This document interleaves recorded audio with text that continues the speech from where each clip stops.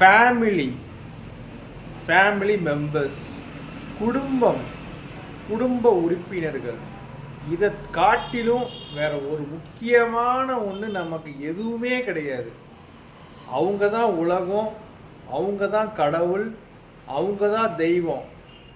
மாதா பிதா குரு தெய்வம்னு சொல்லுவாங்க, அப்படி கிடையாது.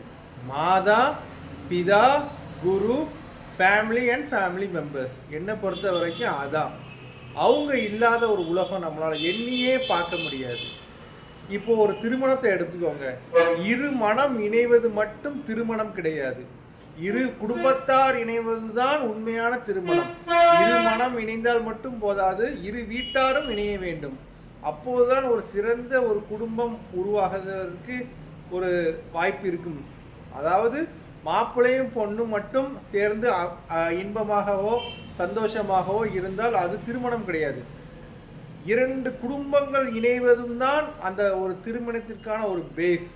அதனால் உறவுகளை நாம் வளர்ப்போம், அன்பை விதைப்போம், எதையாச்சும் வளர்ப்போம். பாய்.